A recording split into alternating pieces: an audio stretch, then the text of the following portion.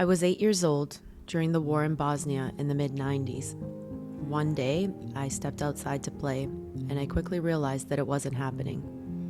The street in front of my house was filled with buses. They were there to transport all able-bodied men to the front line.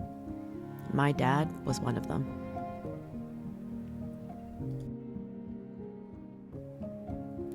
Mental health struggles run in my family, and as a teenager I remember wanting, considering, and planning to take my life. I often felt lonely, misunderstood, and not valued for what I brought to others. Why is a healthy man, happily married with an amazing family, a couple functioning businesses, a beautiful home, and a fantastic support system, find himself afflicted with severe anxiety and reoccurring panic attacks? I really do love you so very much was the beginning of the last text I would ever receive from her.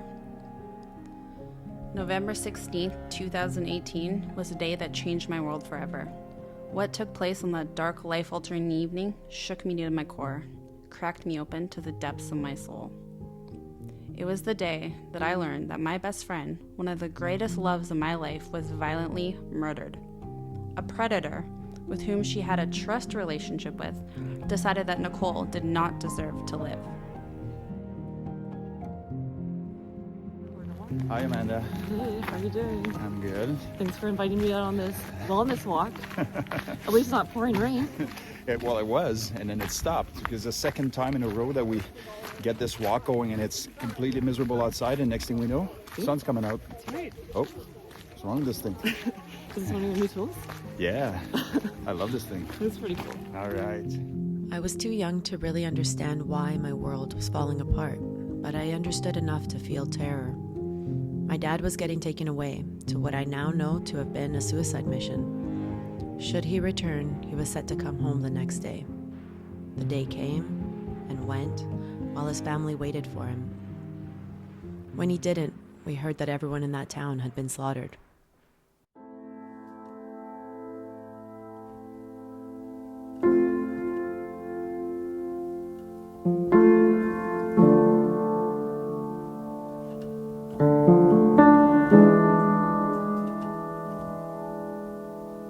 Suddenly you look like a stranger, a face I knew but I must forgotten. Emotional flicker, you were my everything. We know we could have done it better. Fought for the little things we wanted. I know it was so good together.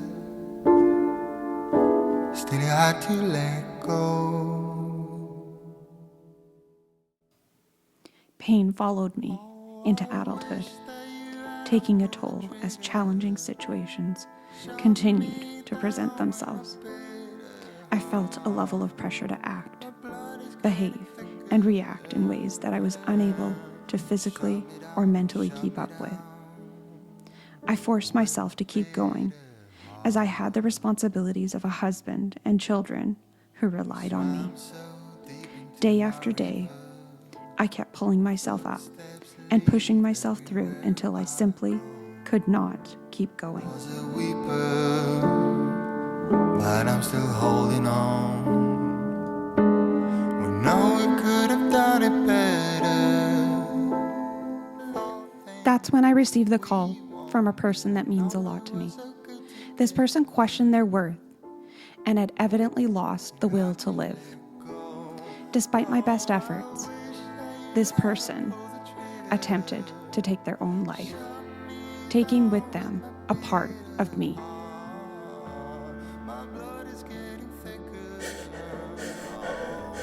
In August of 2021, I experienced my first panic attack. Right thigh went numb. The numbness creeped up my arm and into my hand. The room started to spin, and I immediately became a shell of myself as I disassociated from reality as we know it. Time distorted, impeded speech, and an overwhelming feeling of fear and confusion took over me.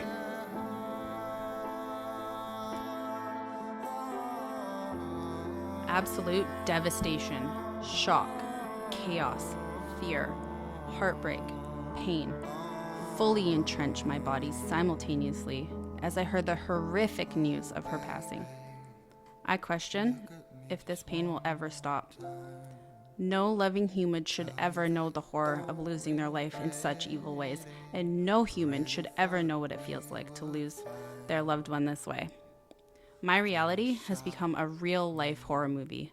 I lost my best friend. I have looked a cold-blooded murderer in the eyes as my best friend pleaded for her life, only to watch her killer show her no mercy. The blood is getting thicker. Oh, you shut me down, shut me down. Oh, I wish that you hadn't pulled the trigger. Shut me down. Helicopters started to fly in swarms the next day, bringing bodies back with them. My mom and I went straight to the hospital to look for the lists of injured soldiers. A sight etched in my mind forever. The sights, sounds, and smells. Everyone was in so much pain. As we searched in vain for my dad's name, I swear I felt my heart break. We thought we lost him, but we refused to mourn until we knew for sure. 4 long days passed until he was escorted home. He appeared physically okay, but it changed him and all of us forever. Words are awful and just so painful. I wish they didn't exist.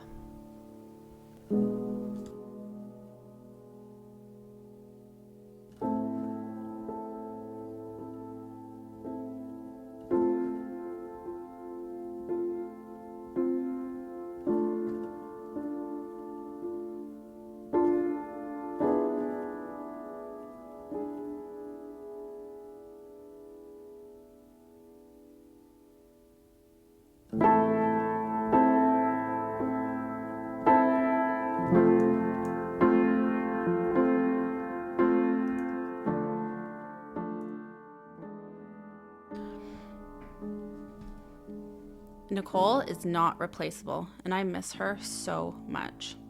There is no unlearning. There is no going back. Evil, pain, trauma does not discriminate, and there are times that evil will prey on the kindness of hearts. I can tell you, it takes courage when you have witnessed hell on earth and you weather the most excruciating pain to continue to choose love and to not give up on yourself or the potential for an amazing life. It's not easy and it requires effort.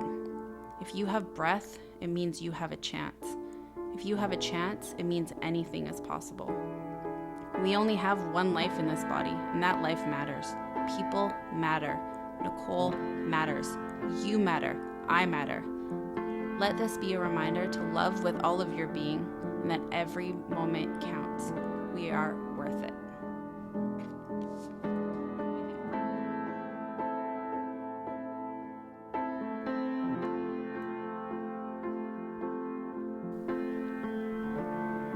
The second time it happened, I experienced similar symptoms, but exponentially worse.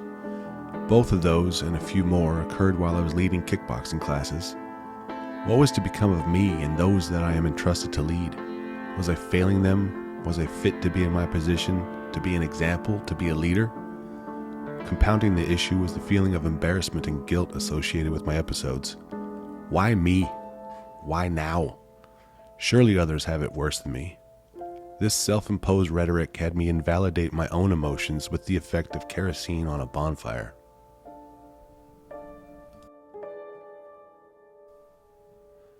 Sharing my story and connecting with people in the same predicament helped me normalize my condition, which has proven instrumental in facilitating my own recovery.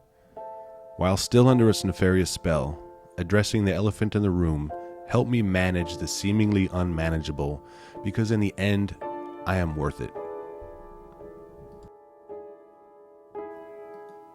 Self-care, friendships, family, and professional support have been the contributing factors which have brought me out of the darkness and into the light.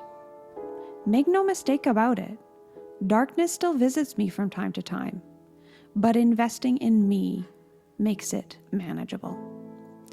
I am worth it. I spent a whole lifetime invalidating my own pain on account of those who suffered more than me. I willfully suppressed that part of me because I didn't feel I had the right to complain. After all, there were people who had it much worse than I did. What I'm finally starting to accept is that suppressing my feelings all these years hasn't made them go away. They've just gotten louder. They screamed at me until I finally acknowledged them and started to speak openly about and own my experiences. I am here, and I am worth it.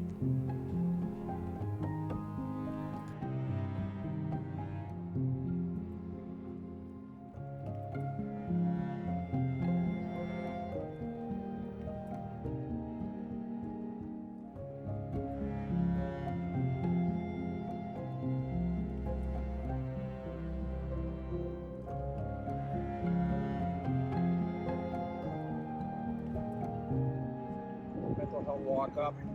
I hope that it struck a chord or at least achieved what you were after. I definitely achieved what I was after. What I would love to see is pouring people out. If you know there's people that are out there in bed and potentially finding all the excuses in the world so that they don't have to face whatever demons they have, bring them over. There's enough fighters here that we can help fight together.